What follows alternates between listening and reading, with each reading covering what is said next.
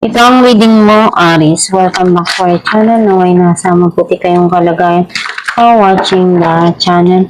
Sa general reading, kayo nang bahalang magpalit-palit ng situation nyo sa reading ko.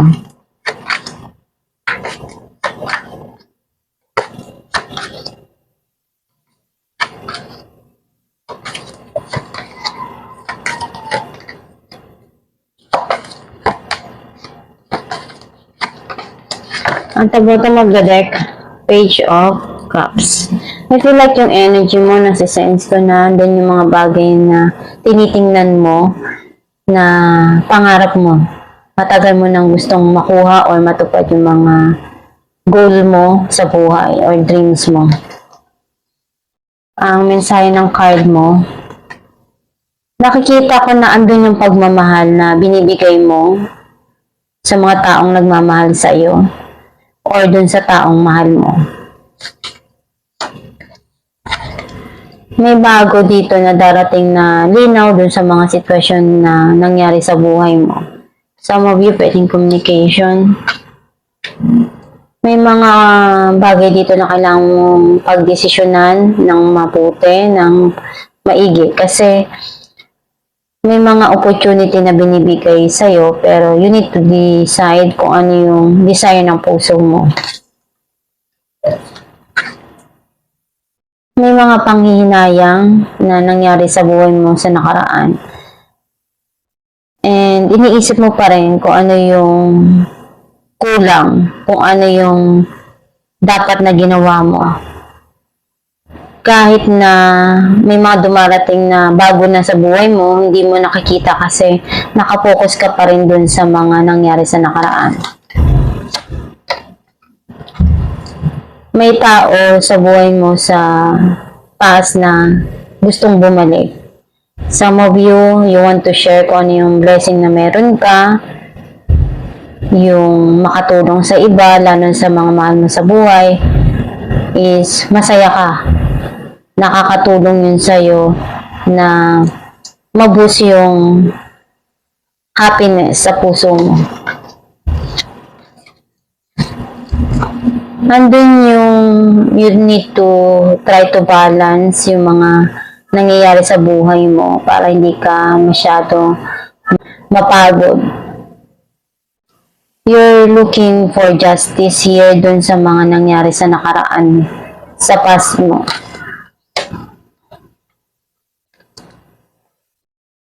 Andun yung may mga bagay na darating na balita sa'yo na hindi mo inaasahan. Pwedeng delay lang to na mababalitaan mo. Some of you, andun yung patience mo. Kumbaga may mga plano ka na gustong mangyari sa buhay mo, pero kailangan talaga ng mahabang pasensya.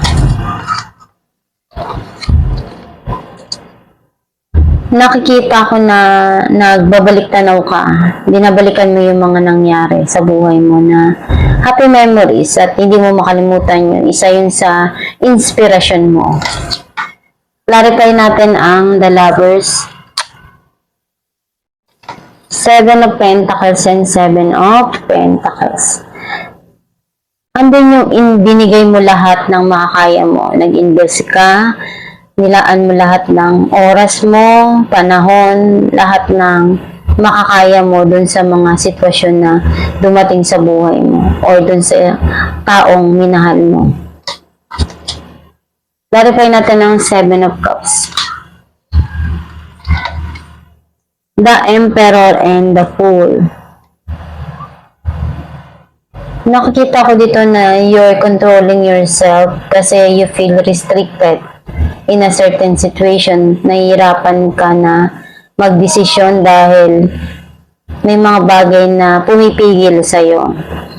And may new journey na tatahakin ka dito. Clarify natin ang 6 of Cups.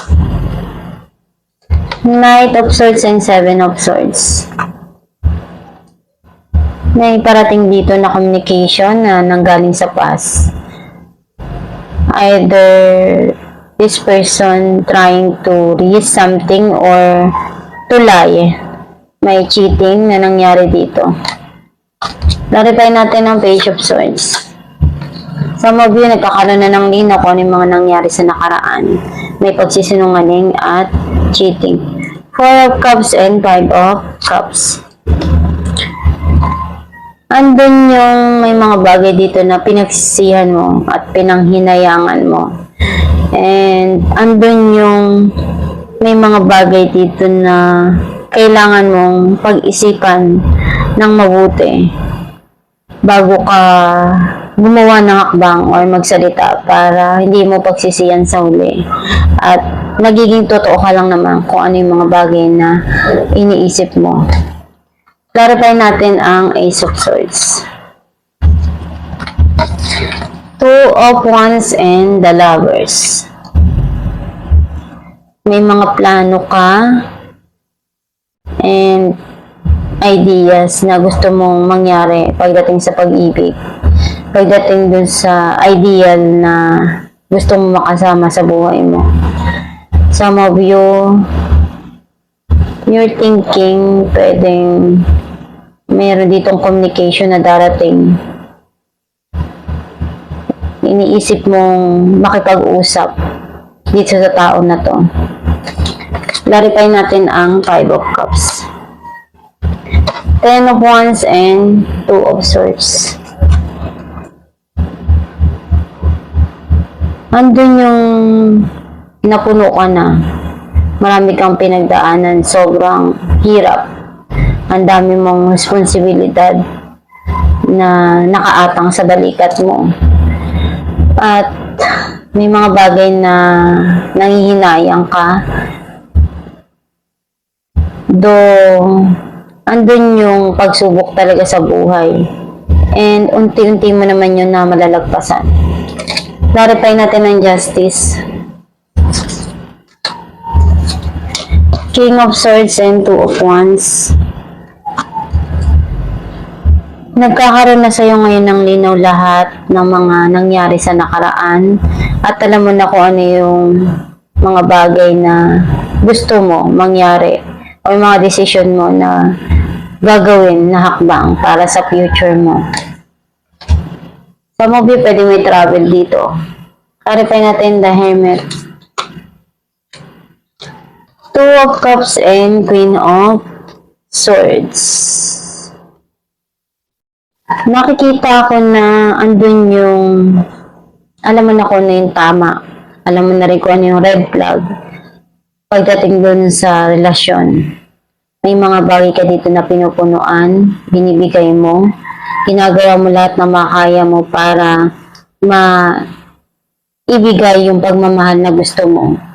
Para mapunuan yun. Bagay dito na binabalikan mo sa nakaraan na nagpapasaya sa puso mo. Naman na kung may makakabuti para dun sa mga pangarap mo at para sa sarili mo. Kaya yung gagawin mo para ma-achieve yung mga pangarap mo.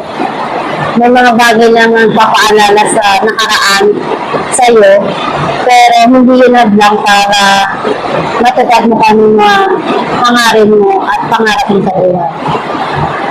Ay, milati ka ng mensahe ng yung babae.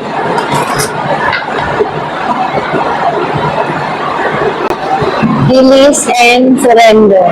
We shower you with blessings of our radiant love. Open your arms and release the challenges that you have held tightly within your hands. Open your hands, arms, and heart for love and assistance. Ang mensahe ng gabay na kung ano yung mga bagay na kailangan mong i-release na negative sa buhay mo, you need to remove it and i-surrender kung ano yung mga bagay na kailangan mo nang kalimutan sa nakaraan para magpatuloy ka na maganda o positibo sa hinaharap. Kung bagay yung mga pangarap mo, ma-achieve mo ng mas madali para sa'yo. Kasi kung nakapokus ka pa dun sa mga bagay na nawala na sa'yo, mas lalo kang mahirapan na harapin ko ano yung mga dumarating sa buhay mo. Kasi